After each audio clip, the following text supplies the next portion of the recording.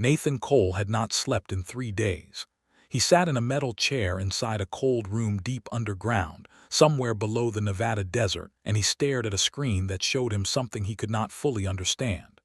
The screen was full of data, numbers and lines and patterns that moved like living things. His eyes were red.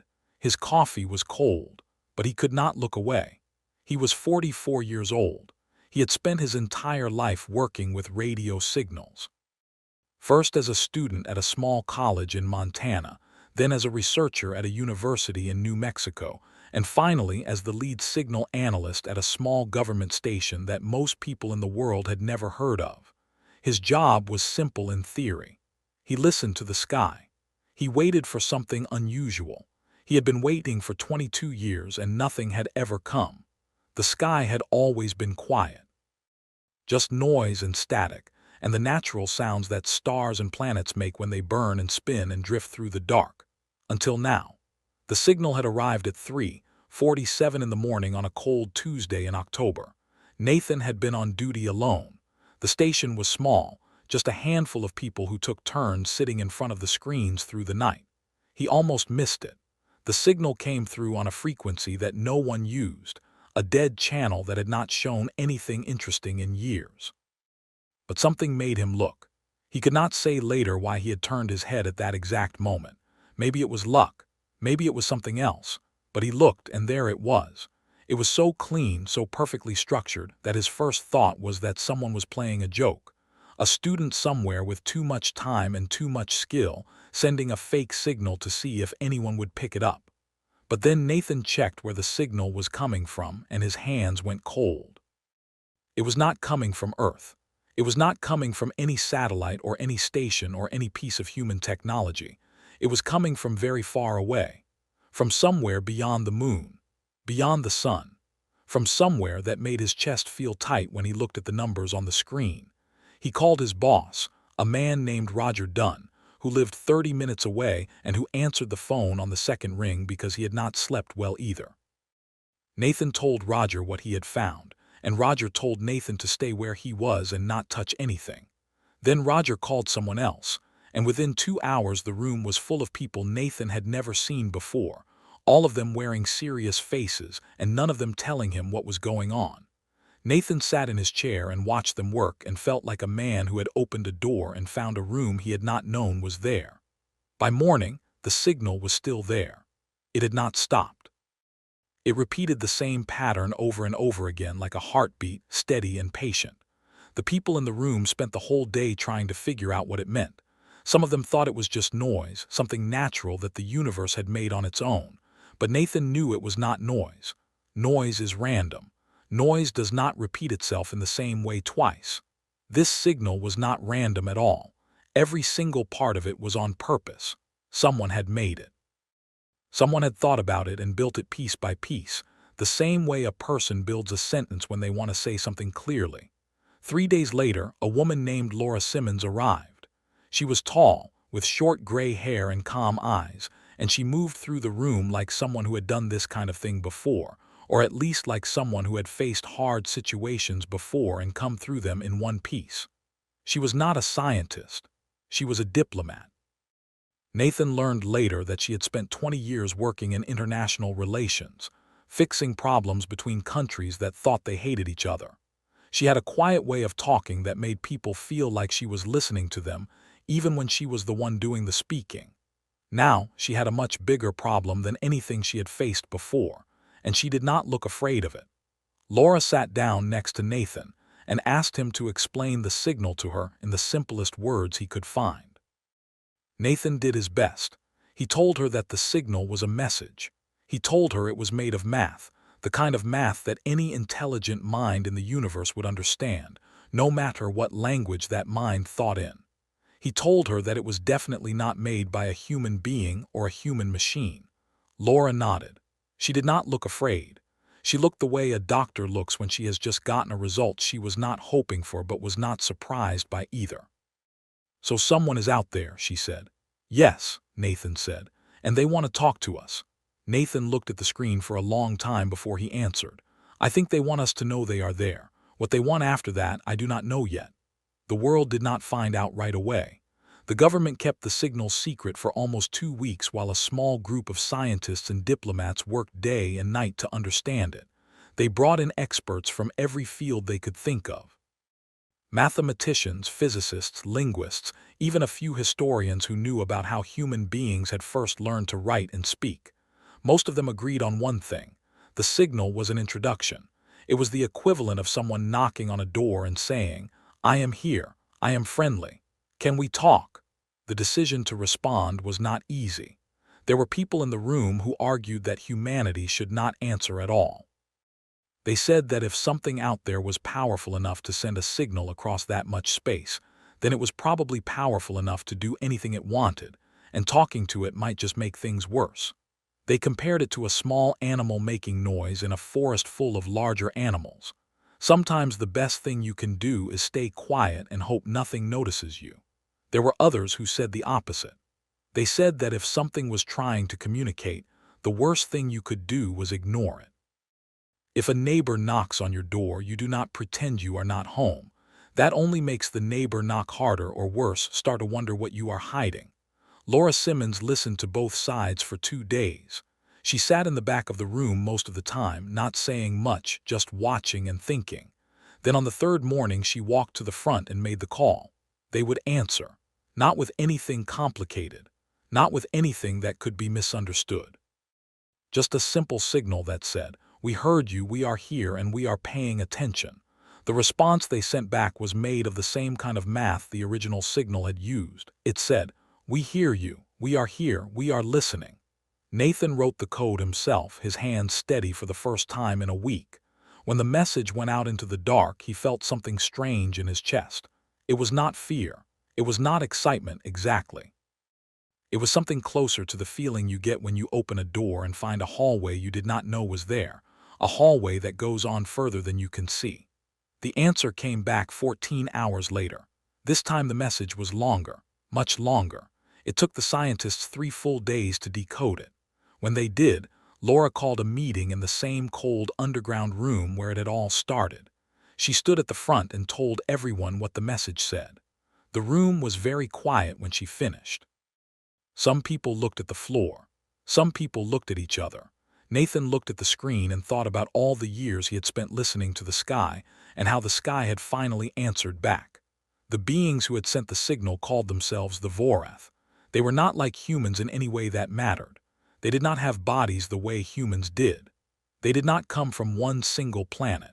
They were very old, far older than the human species, and they had been watching Earth for a very long time. Not because they were curious about humans the way a person might be curious about an insect. They watched because they were worried. There was something coming toward Earth, something the Vorath called the drift. It was not a ship or an army or a weapon made by any living thing. It was a kind of energy, a slow-moving wave that moved through space and broke down anything it touched over time. Stars, planets, moons, it did not matter what the thing was made of or how big it was. The drift did not choose its targets. It simply moved, and everything in its path was slowly eaten away, the way water eats away at rock over many years. It had been moving toward the sun for thousands of years, and it would reach Earth in roughly 60 years if nothing changed. The Vorath had known about the drift for a long time. They had seen it destroy other worlds before. They had watched entire civilizations disappear, not in fire or war, but in a slow and quiet fading. They had tried to warn those civilizations, but sometimes the warning came too late. Sometimes the civilizations did not believe the warning. Sometimes they believed it but could not do anything about it. And now they had come to warn the only species in this part of space that still had time to do something about it.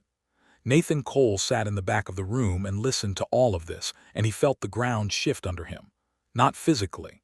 The room was solid and still, but something inside him changed. The sky he had spent his whole life listening to had just told him that the sky was going to kill him. Not today, not tomorrow, but someday unless someone did something about it. Laura Simmons did not let the news sit for long. She called a second meeting the next morning and laid out what the Vorath were offering. They had a plan. It was not a simple plan, and it would require a great deal of work from humans, but the Vorath believed it could work. The plan involved building a device, something they called a shield anchor. This device, if placed correctly and powered correctly, could slow the drift down. Not stop it entirely, at least that was what the Voreth believed, but slow it enough that it would take thousands more years to reach the solar system. Enough time for humanity to develop its own way of dealing with it. Enough time to survive. The Voreth would share all the knowledge they had. Every piece of science and technology they possessed that was related to the drift and to the shield anchor. They would share it freely and completely. They would not ask for anything in return. No trade, no alliance, no promise of any kind. They simply wanted Earth to survive. Laura asked the obvious question. Why do you care what happens to us? The Voreth took a long time to answer. When the translation finally came through, it was only a few words. Because someone once did this for us. The world found out about the Voreth on a Monday morning in November. Laura made the decision to go public herself.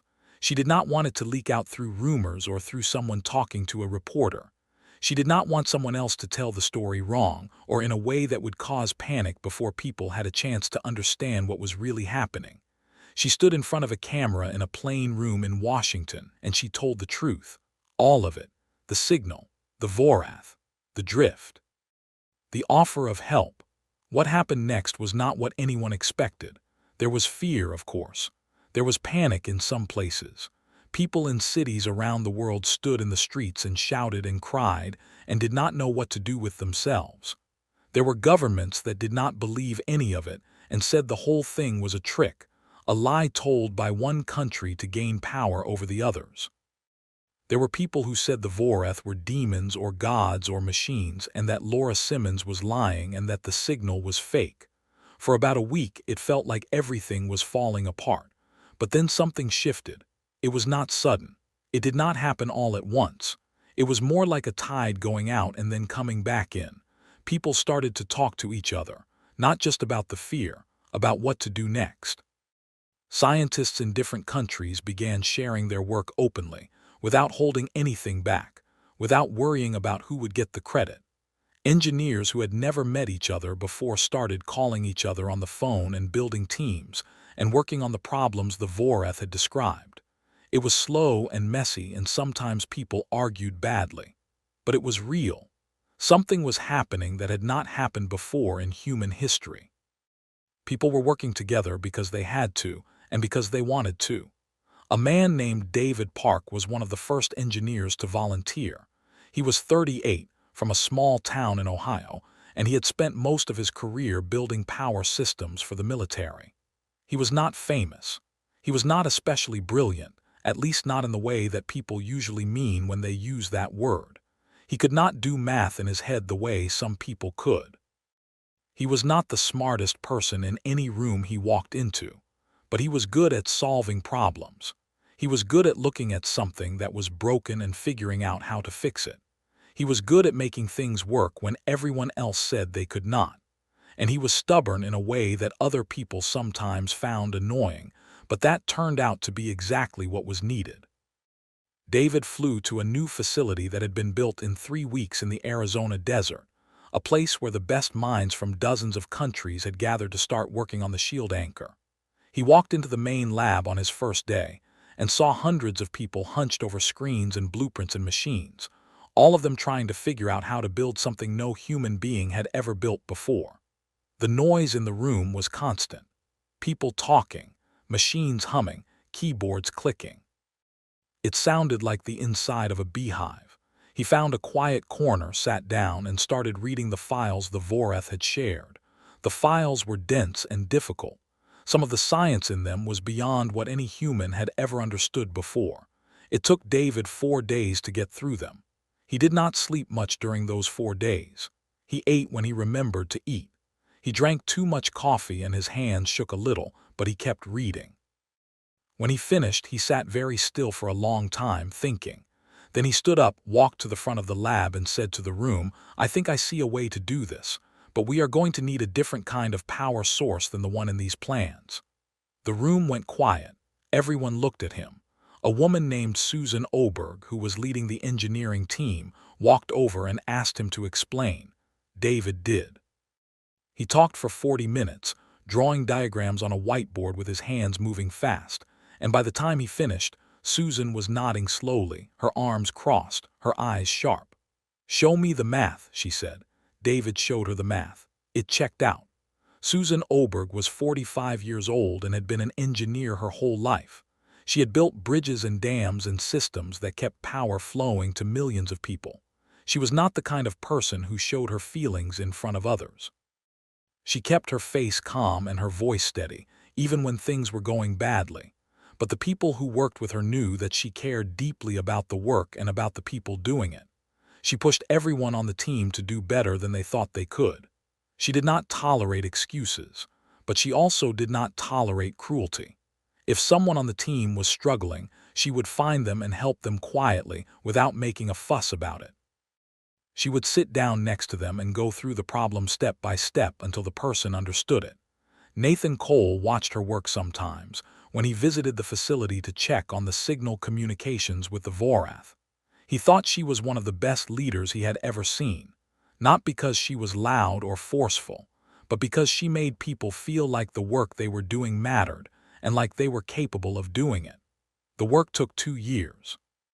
2 long years of problems that seemed impossible and solutions that almost worked but did not quite.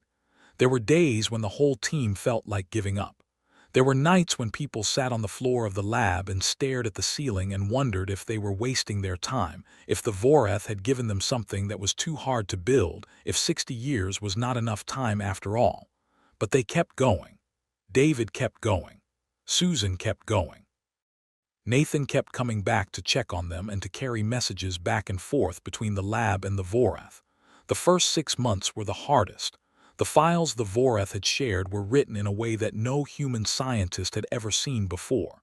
The ideas inside them were not wrong. They were simply built on top of knowledge that humanity did not have yet. It was like being handed a book written in a language you had never studied. The letters were there. The words were there. But the meaning stayed hidden behind them, just out of reach. David spent weeks staring at single pages, reading the same paragraph over and over, until one day the meaning would suddenly appear like a shape forming out of fog. When it happened, it felt like waking up. There was a moment about 8 months in when everything almost stopped. A critical test of the power system failed. Not a little failure, a complete failure. The whole structure of the anchor had to be redesigned from scratch, and Susan had to tell the team that they had lost 4 months of work. She did it in the morning, standing in front of everyone, and she did not sugarcoat it. She told them the truth. She told them it was going to be hard and that some of them might want to go home. No one left. A man named Carl Briggs, a quiet engineer from Texas who had barely spoken since he arrived, stood up and said, "Then we start again." And they did. David slept 4 hours a night in a small room near the lab. He ate when someone reminded him to eat, usually Susan, who would walk up to him at random times and hand him a plate of food without saying a word. He did not think about the drift or about the end of the world when he was working. He thought about the machine. He thought about whether the next piece would fit and whether the next test would work. The problem in front of him was always the only problem that existed. Sometimes, late at night, when the lab was quiet and most people had gone to sleep, he would sit alone with his notes and feel something close to peace. It was not happiness. It was something quieter than that. It was the feeling of being exactly where you were supposed to be, doing exactly what you were supposed to do. A woman named Rita Gomez joined the team in the 2nd year. She was a physicist from California, young, only 29, and she brought a way of thinking about energy that no one else on the team had. She worked with David for 3 weeks on the power source, and together they found a way to make it run on less fuel than the Vorath design required. It was a small change on paper, but it mattered enormously because it meant the anchor could run for longer without being serviced. Susan saw what they had done and quietly moved both of them to the most important part of the project. By the end of the 2nd year, Rita had become one of the most trusted people in the lab. The Vorath watched the whole time. They had a presence in orbit, not a ship that anyone could see clearly with their eyes, but something that the scientists could detect with the right instruments. A quiet shape in the dark, patient and still, like a parent sitting in the hallway outside a child's room at night, making sure everything was all right but not going inside. They did not interfere with the work. They did not offer hints or corrections, even when the humans made mistakes and had to start certain parts over from the beginning. Laura Simmons asked them once why they stayed so quiet, why they did not just tell the humans how to do it faster. "You must find the way yourselves," the Vorath said. "If we give you the answer, you will not understand it. You will be able to use it once, but you will not know why it works. If you find it on your own, you will understand it and you will be able to use it forever. You will be able to change it. You will be able to make it better. That is what we want for you." Laura did not like that answer very much at first. It felt like the Vorath were being unhelpful on purpose.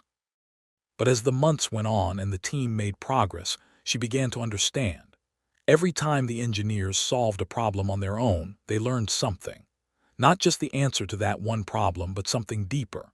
Something about how the drift worked, about how energy moved through space, about how a shield could be built to push back against something that had never been pushed back against before.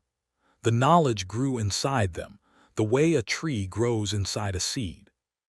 The shield anchor was finished on a gray afternoon in late spring, 14 months ahead of the schedule everyone had feared was impossible. It was not beautiful. It was a massive structure, the size of a small building, made of metal and crystal and materials that humans had never worked with before. It stood in the middle of the desert like something that had fallen from the sky and decided to stay. In a way, the idea behind it had done exactly that.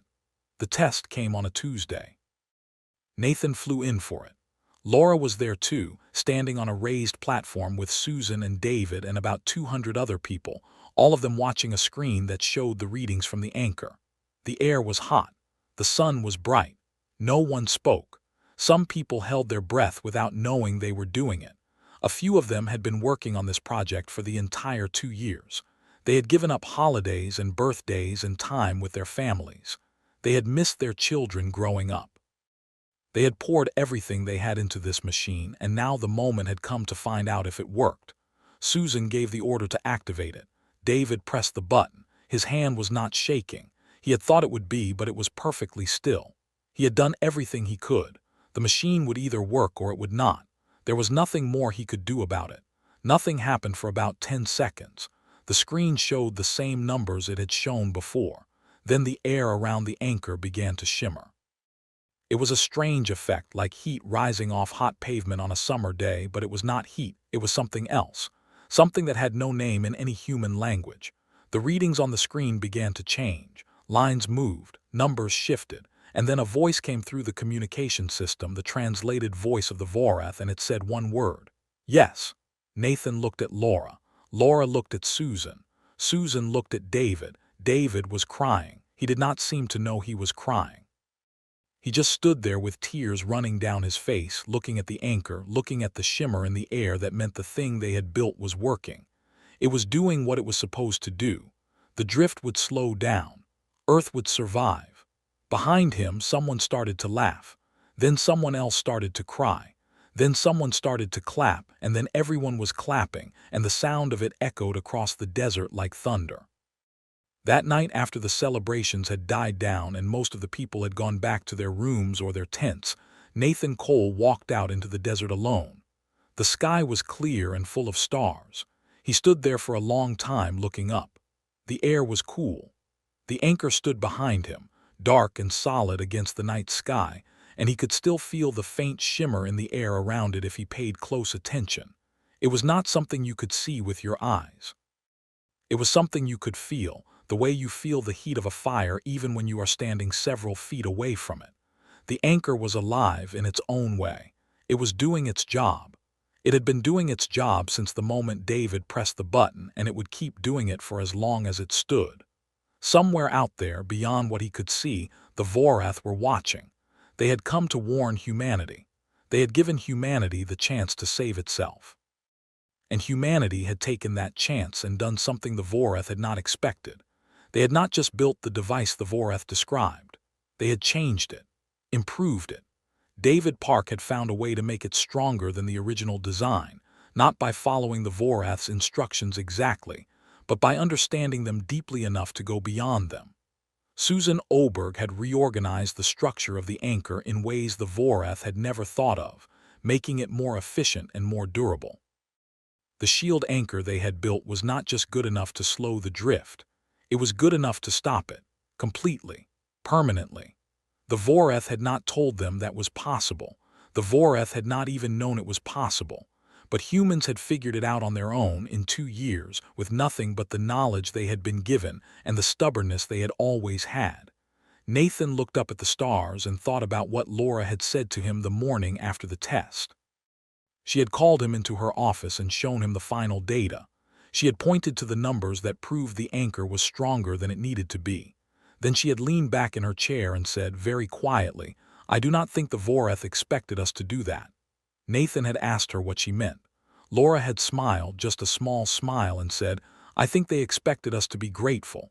I think they expected us to just do what they told us. Build the thing. Follow the plan. Say thank you. And we are grateful, but we did not stop there." "What did we do?" Nathan asked. "We did what humans always do," Laura said. "We took what we were given and we made it better." Nathan stood in the desert and looked at the stars, and he thought about that for a long time. The Vorath had come to protect Earth. They had come with kindness and with patience and with a gift that no one could have refused. And humans had accepted the gift with open hands. They had said thank you. They had meant it. But they had not stopped there. They had looked at what they had been given and they had seen something more. Something the givers had not seen. And they had built it. It was not arrogance. It was not pride, not in a bad way. It was something else. Something that had no single word but that Nathan understood in his bones. It was the thing that had made humans survive ice ages and plagues and wars and every other dark thing the world had ever thrown at them. It was the refusal to be only what someone else decided they should be. It was the quiet, stubborn belief that there was always one more step you could take, one more thing you could learn, one more wall you could push through. The Vorath had said, "We will help you survive." And humanity had said, without meaning to say it out loud, without even knowing it was saying it, "We will do more than survive." Laura Simmons sent a final message to the Vorath 2 weeks after the test. Nathan helped her write it. It was short. It said, "We built what you showed us, but we also built something more. The drift will not reach us. Not in 4,000 years, not ever. Thank you for the warning, but we did not need saving. We needed a starting point." The Vorath were quiet for a long time after that message. Longer than they had ever been quiet before. When they finally responded, their words were simple, and Nathan thought he heard something in the translation that sounded almost like surprise. Or maybe it was something closer to respect.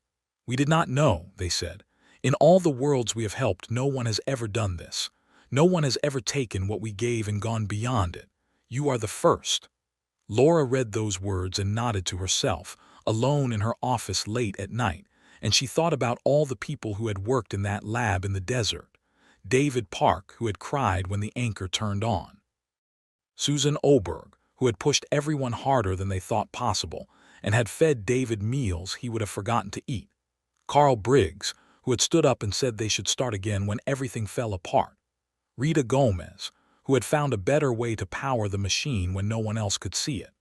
The hundreds of engineers and scientists and technicians who had given up sleep and comfort and peace of mind to build something that mattered. They had not done it because they were told to. They had not done it because they were afraid, although they were afraid.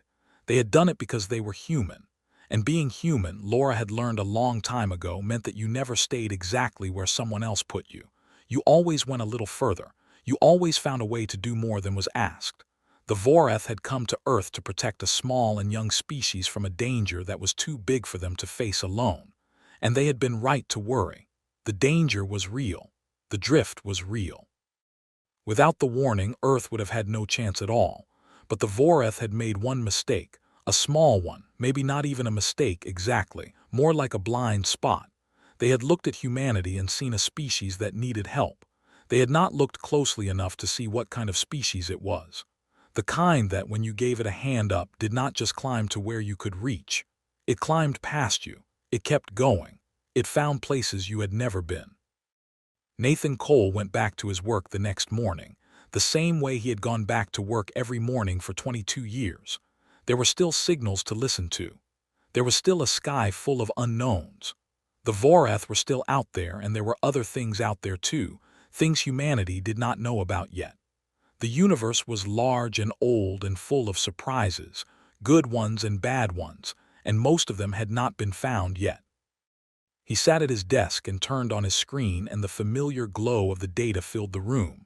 Numbers moved across the display the way they always had, but everything felt different now. The silence between the signals was not empty anymore. It was full of possibility. Every gap, every pause, every stretch of quiet in the sky was a place where something new might be hiding, waiting to be found by someone willing to listen long enough. Roger Dunn called him that afternoon. Roger was retired now mostly, though he still kept one foot in the world of signals and stations. He had heard about the test. He had seen it on the news along with everyone else in the world. He called Nathan and said, "You know, when you first called me about that signal, I thought you had made a mistake." Nathan laughed. "So did I," he said. They talked for a while longer about nothing important, and when they hung up, Nathan felt something warm in his chest that he had not felt in a long time. But for the first time in his life, Nathan was not just listening to the sky and waiting for something to happen. He was listening to the sky and thinking about what he was going to do when it did. And that, he thought, as he sat down at his desk and turned on his screen, was a very different kind of waiting. The room had no windows. It had no clock either. Marcus Webb had been sitting in the same metal chair for what felt like 6 hours, but it might have been 4 or it might have been 8. He did not know. They had taken his phone when they brought him in. They had taken his jacket too, and the room was cold, and his arms were covered in goosebumps that had not gone away since he sat down. A woman walked in and closed the door behind her. She was not someone he had seen before. She was maybe 50 years old, with dark hair pulled back tight and a face that gave nothing away. She sat down across the table from him and put a folder on the table but did not open it. She just looked at him for a while, the way you look at something you are trying to figure out. "My name is Patricia Lowe," she said. "I work for the Oversight Board. I am going to ask you some questions, and I need you to answer them honestly." Marcus said nothing. He looked at the table. Patricia opened the folder. She did not look at it. She already knew what was inside. 14 months ago, you sent a message to the Vorath without authorization. You used the deep signal relay at the station in Utah. The message was 11 minutes long. You did not tell anyone you were going to do it. You did not ask permission. You did not follow any protocol that exists for communicating with the Vorath. Is that correct? Marcus looked up at her. "Yes," he said, "and you have no regret about it." He did not answer that one. He looked back at the table, at the scratches in the metal surface, and he thought about the night he had sent the message, and about everything that had happened after. Marcus Webb was 47 years old. He had grown up in a small town in Vermont, in a house near the woods where the winters were long and quiet. He was not a social person. He had never been good at small talk or at making people feel comfortable around him. He was thin and quiet, and he thought too much, and most people found him a little strange, in the way that people sometimes find a person strange when that person sees things more clearly than they do. He had become a linguist. Not the kind who studies French or Spanish. The kind who studies the way languages work, the bones of them, the rules that hold them together. He had spent years at a university in Boston, studying how human beings first learned to talk to each other, how the earliest words were built, how meaning moved from one mind to another through sound and symbol. He was very good at it. He was one of the best in the world, in fact, though he would never have said so himself. He had always been this way. Even as a boy, he was the one who listened. When his parents argued at night, most children closed their eyes and pulled the blankets over their heads. Marcus listened, not because he wanted to hear the bad things, but because he wanted to understand what was really being said underneath the words. He learned early that people almost never say exactly what they mean. There is always something underneath, something hidden in the way a sentence is built, in the pauses, in the words that are left out. Marcus could hear those hidden things. It was not a gift he had asked for. It was just the way his mind worked. When the Vorath made contact, Marcus was brought in as part of the translation team. He was not the lead. That job belonged to a man named Peter Aldrich, who was older and more respected and who knew how to work with governments and committees. Marcus did the quiet work. He sat in a corner and listened to the signals and wrote notes in a small black notebook that no one else could read because his handwriting was so small. He watched the way the Vorath built their sentences. He noticed things that other people on the team did not notice. He noticed, for example, that the Vorath never lied, not because they were incapable of it, but because they did not see the point. In their language, there was no structure for deception. Every statement they made was built on top of what they actually meant. It was like a language made entirely of truth, and Marcus found it beautiful in a way he could not explain to anyone. He also noticed that the Vorath were sad, not in a way that showed on their faces, because they did not have faces, but in the way they talked, in the pauses between their words, in the way they would sometimes go quiet for a long time before they answered a question, as if the answer cost them something to give. No one else on the team saw this, or if they did not think it mattered. The team was focused on the drift and the shield anchor and the practical work of saving the world. They did not have time to sit and listen to the spaces between words, but Marcus did. Marcus always did. The shield anchor was built. The drift was stopped. The world celebrated. Marcus watched all of it from a distance. He watched the news on a small television in his apartment in Boston, and he saw the faces of the people who had built the machine, and he saw them crying and laughing, and he felt something complicated in his chest that he could not name. He was glad the world was saved. He was not a cruel person. He did not want anyone to die, but something about the way the celebration happened bothered him.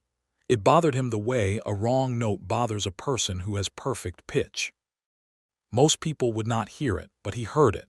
The celebration was about humanity, about what humans had done, about how humans had taken what the Vorath gave them and made it better. Laura Simmons had said it on television, and everyone had cheered, and the newspapers had printed it in big letters. We did not need saving, we needed a starting point. It became a kind of motto, a phrase that people repeated to each other, proud and happy. Marcus watched all of this and felt something go cold inside him, because Marcus had listened to the Vorath. He had really listened, and he knew something that Laura Simmons and David Park and Susan Oberg and all the people in the lab did not know. He knew why the Vorath had come, not the reason they had given. The real reason. It had taken him 3 months to figure it out. 3 months of sitting alone in his apartment after hours, going through every signal the Vorath had ever sent, every word they had ever spoken through the translation system. He read them the way a person reads letters from someone they love, slowly and carefully, looking for the thing that was not being said. His apartment was small, 1 room for sleeping and 1 for everything else. He had a desk by the window where he worked, and the desk was covered in papers, pages and pages of transcripts with words circled and underlined, and connected by lines drawn in red ink. He did not eat much during those 3 months. He drank too much coffee. He did not sleep well. Sometimes he would wake up in the middle of the night with a thought still running in his head, and he would get up and go back to his desk and write it down before it disappeared. Other people on the translation team noticed that he looked tired. A woman named Helen Marsh, who had worked with him on the project, stopped by his apartment one evening to check on him. She found him at his desk, surrounded by papers with dark circles under his eyes. She asked him if he was all right. He said yes. She did not believe him, but she did not push it. She left a bag of groceries on his kitchen counter and told him to eat something. He thanked her. After she left, he did not touch the groceries for 2 days. The Vorath had told humanity that they had come to warn them about the drift because someone once did this for us. That was true, but it was not the whole truth. The whole truth was harder and sadder, and it changed the meaning of everything. The Vorath had once been a young species too. A long time ago, thousands of years before they found Earth, they had lived on a single world. They had been small and afraid, and they had not known much about the universe. And then a species older than them had come and warned them about a danger, and had given them the knowledge they needed to survive. The Vorath had survived. They had grown. They had become the old and wise species that humanity now knew, but the species that had saved the Vorath was gone. It had disappeared a very long time ago, destroyed by something the Vorath had never been able to understand. And the Voreth had spent the rest of their existence trying to do for other species what had been done for them, not out of simple kindness, out of guilt, out of a deep and painful feeling that they owed a debt they could never fully pay. Every world they helped was an attempt to balance something that could not be balanced. Every warning they gave was a way of saying, "We are sorry that we survived when the ones who saved us did not." Marcus understood this because of a single word the Voreth used in their language. It had no English translation. It was a word that meant something like grief that has become purpose, a sadness so old and so deep that it had turned into the reason they went on living. Marcus heard it in almost every message they sent. It was buried in the structure of their sentences, the way a heartbeat is buried in the chest. You could not hear it unless you knew what to listen for. And Marcus knew. He tried to tell someone. He went to Peter Aldrich first because Peter was the lead and because Marcus thought Peter would understand. He sat in Peter's office and explained what he had found. He showed Peter the transcripts. He pointed out the word, the one with no translation, and he explained what it meant and why it mattered. Peter listened. He nodded in the right places. When Marcus finished, Peter was quiet for a long time. Then he said, "Marcus, I understand what you are saying, but I am not sure it changes anything." "It changes everything," Marcus said. "We treated them like they were doing us a favor, like they were being generous. But they are not generous. They are desperate. They are trying to pay back a debt to a species that no longer exists. And we thanked them for it, and then we told the whole world how we did better than they expected. Do you understand how that must have felt to them?" Peter looked at him with an expression that Marcus had seen on many faces over the years. It was the expression people wore when they thought you were making something too complicated, when they thought you were seeing problems that were not really there. "The world is saved, Marcus," Peter said. "People are alive who would have died. I think that is more important than how the Voreth feel about it." Marcus left Peter's office and went home and sat in his dark apartment for a long time, thinking. He tried Laura Simmons next. He wrote her a letter, a long and careful letter, and he explained everything the same way he had explained it to Peter. He did not get a response for 2 weeks. When the response came, it was short. It said, "Thank you for your analysis.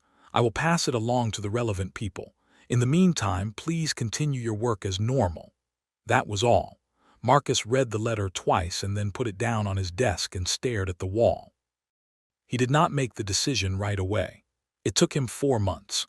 4 months of going back and forth in his own mind, arguing with himself late at night, waking up at 3 in the morning with his heart beating fast. He was not a reckless person. He did not like breaking rules. He did not like the idea of doing something that might get him in trouble or that other people would not understand. There were nights when he almost talked himself out of it. He would sit at his desk and think about all the reasons not to do it. He would think about his job and his career and the way people would look at him if they found out. He would think about how small and pointless it would seem to most people, one man sending one message to beings that most of humanity had already forgotten about. The world had moved on. The shield anchor was working. The drift was stopped. People were living their lives again, the way they had before the signal ever came. The Voreth were old news. Who cared how they felt? But then he would close his eyes and hear the word again, the grief that has become purpose. And he would feel it the way you feel a cold wind deep in his bones, and he would know that he could not let it go. It was not something he could put down and walk away from. It had gotten inside him, the way a song gets inside your head, and it would not leave until he did something about it. Helen Marsh came to see him again during those 4 months. She came by his apartment on a Saturday afternoon and found him sitting in his chair by the window, staring at nothing. She sat down across from him and asked him what was wrong. Marcus looked at her for a long time and almost told her. Almost. But he did not know how to explain it in a way she would understand. How do you explain to someone that you have been listening to an alien species talk about their dead homeland, and that the sadness in their words is so real and so deep that it feels like your own? He did not tell her. He said he was fine. Helen did not believe him, but she let it go. She made him tea and they sat together in silence for a while, and it was one of the kindest things anyone had done for him in a long time. But he kept coming back to the same thought. The Voreth had given humanity a gift, A real gift, not a trick, not a lie. They had given it because they were in pain, because they carried a sadness so heavy that it had become the whole reason they existed. And humanity had taken that gift and turned it into a celebration of itself. And nobody had said thank you. Not really. Not in the way that mattered. The celebration had been about humans. The speeches had been about humans. The newspapers had been about humans. The Vorath had been mentioned, of course. People had said thank you to them, the way you say thank you to someone who holds a door open for you, a quick word, a nod, and then you walk through the door and forget about the person who held it. Marcus could not forget. On a Tuesday night in March, he drove to the signal station in Utah. He had clearance to be there. He had worked there before during the translation project, and his access codes had not been changed. He drove through the night, arriving just before dawn. The station was quiet. One person was on duty, a young man named Kyle Ames, who was half asleep in his chair and did not look up when Marcus walked in. Marcus sat down at a terminal in the back of the room. He put on his headset. The room was dark except for the glow of the screens. He could hear Kyle breathing somewhere behind him, slow and steady, almost asleep. The building hummed with the sound of machines, a low, constant noise that had always been there, the sound of the equipment that kept the station running day and night. He opened the deep signal relay, the one that could send a message directly to the Vorath, the one that had been used during the original contact. He had written the message over the past 2 months, rewriting it dozens of times, trying to find the right words.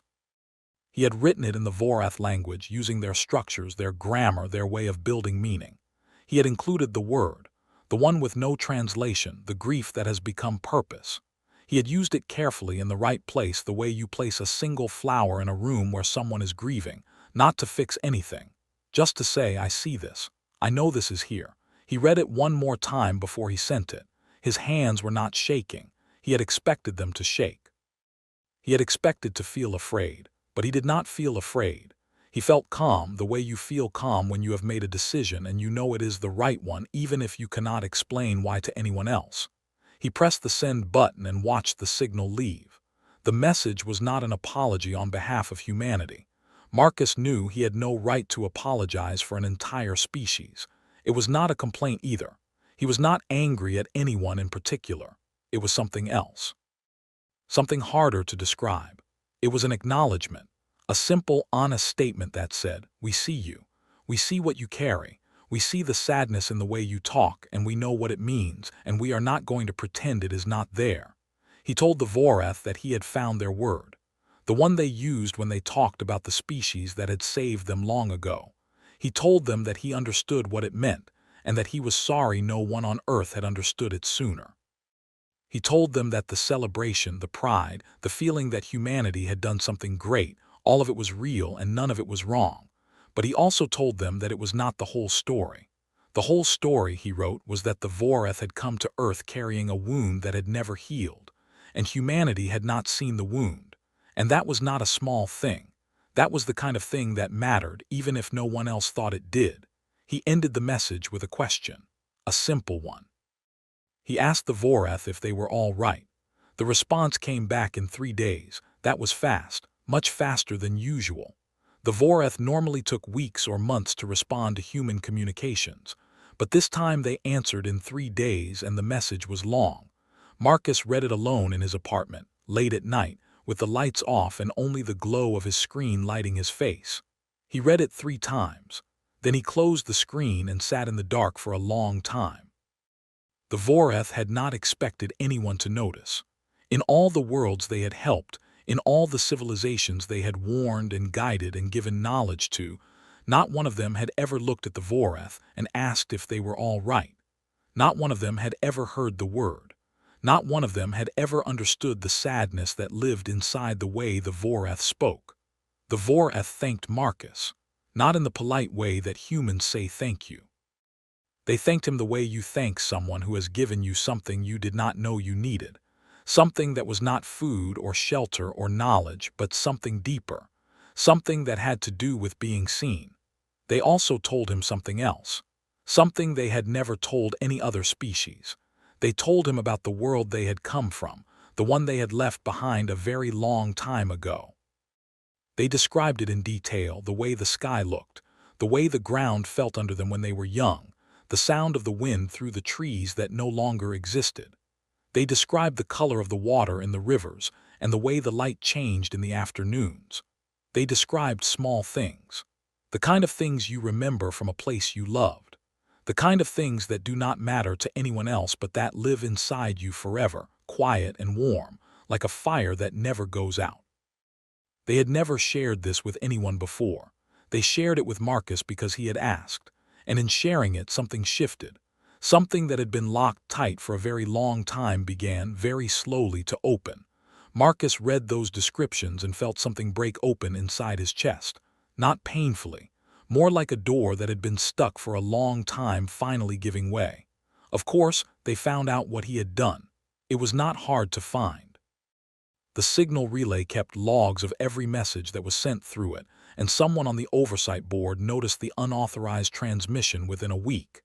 They traced it back to Marcus within 2 days after that. He knew they would find out. He had not tried to hide it. He had not deleted the logs or covered his tracks in any way. He had thought about doing so briefly in the days after he sent the message, but it did not feel right. If what he had done was wrong, then hiding it would only make it worse. And if what he had done was right, then there was no reason to hide it. So he waited. He went back to his apartment and he waited. He went to work each day at the university and he taught his classes and he sat in his office and graded papers and he waited. He did not tell anyone what was coming. He did not tell Helen Marsh or Peter Aldrich or anyone else on the translation team. He just waited, the way you wait for a storm you know is coming, calm and still because there is nothing left to do but stand in it. They brought him in for questioning on a Thursday afternoon. They put him in the room with no windows and no clock. They sent Patricia low.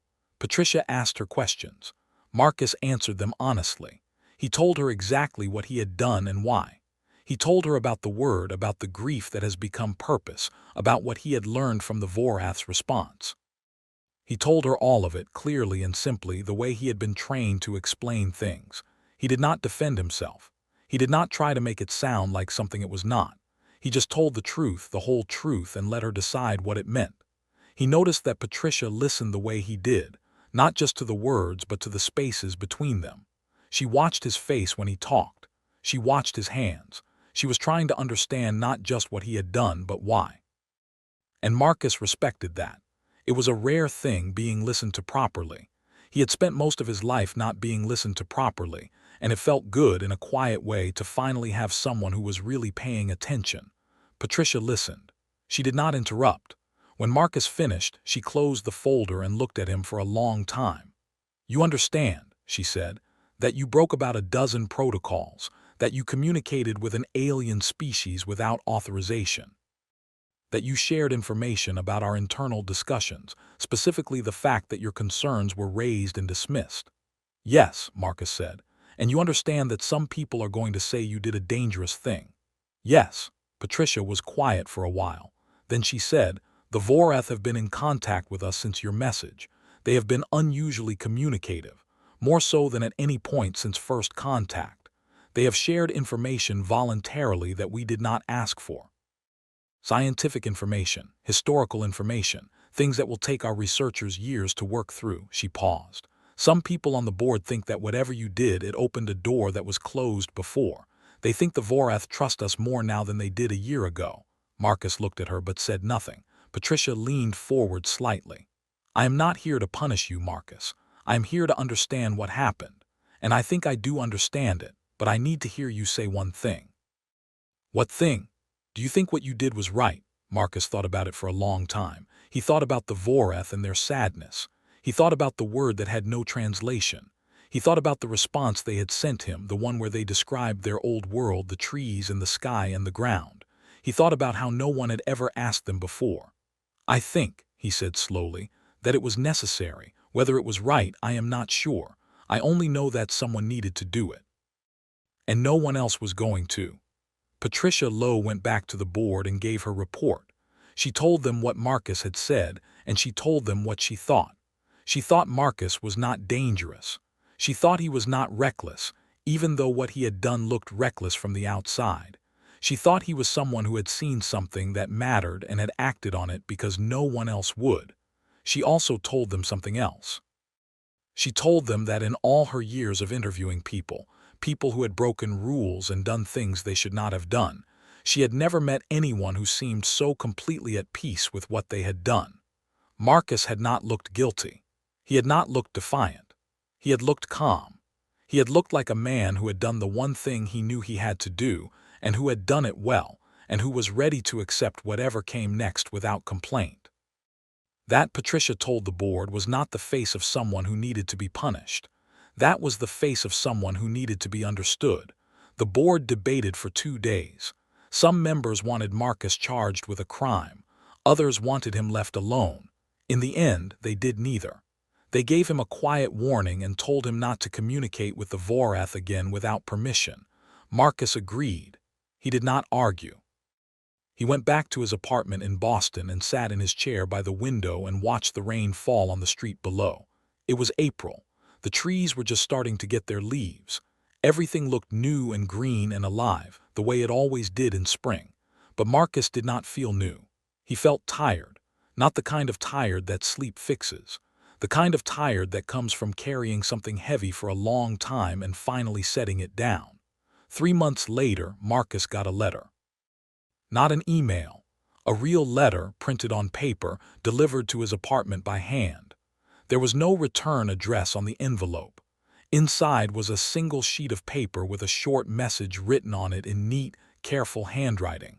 He read it standing in his kitchen, still wearing his coat from the cold outside.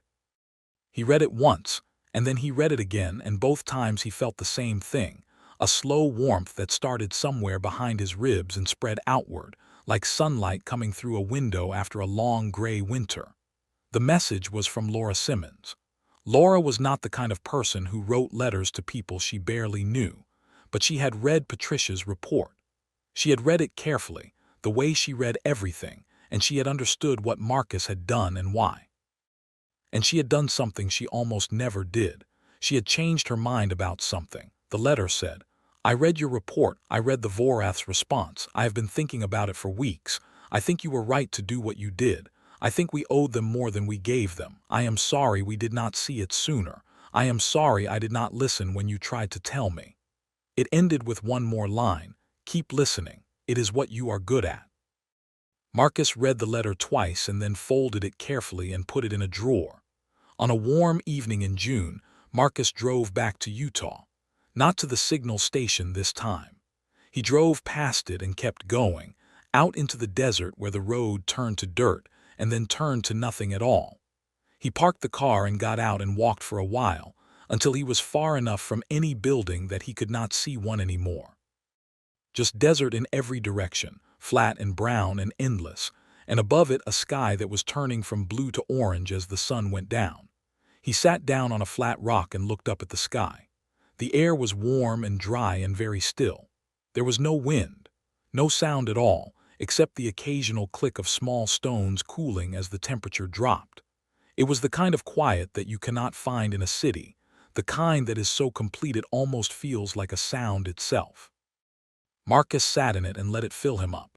Somewhere up there, far beyond what his eyes could reach, the Vorath were drifting in the dark between stars.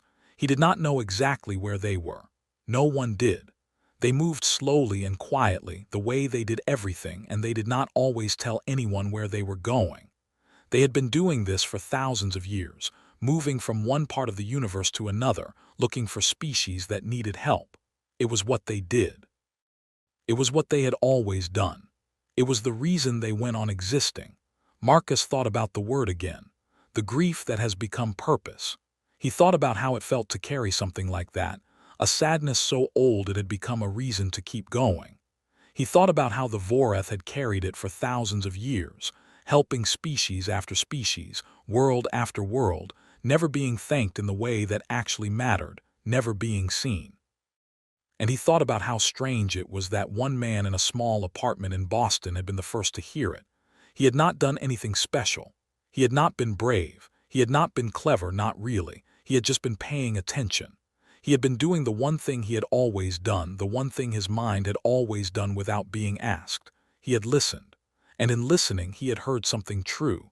And then he thought about Laura's letter, about the line at the end. Keep listening. It is what you are good at. He had spent his whole life listening, listening to languages, to words, to the spaces between words where the real meaning lived. He had listened to the Vorath and he had heard something no one else had heard. And because he had heard it, something had changed. Not in a big way, not in a way that anyone would notice if they were not paying attention, but in a real way, in a way that mattered. The sun went down. The sky turned dark. Stars began to appear one by one the way they always did, patient and quiet and old. Marcus sat on his rock and watched them come out and thought about all the things that were out there in the dark, things no one had found yet, things no one had listened to yet. He did not feel like a hero. He did not feel like he had done anything brave or important. He felt like a man who had listened when no one else was listening and who had heard something true. That was all. It was a small thing. But it was enough. After a while he stood up, brushed the dust off his clothes, and walked back to his car. The drive back to Boston would take him most of the night. He did not mind. He liked driving at night when the road was empty and quiet and the only sound was the engine and the wind outside the window. It gave him time to think. And there was a lot to think about. The Vorath were still out there. The universe was still full of things humanity did not understand. And somewhere in the dark, in the silence between stars, a species that had been carrying grief for thousands of years had finally been asked a simple question. Are you all right? It was not much, but it was a start.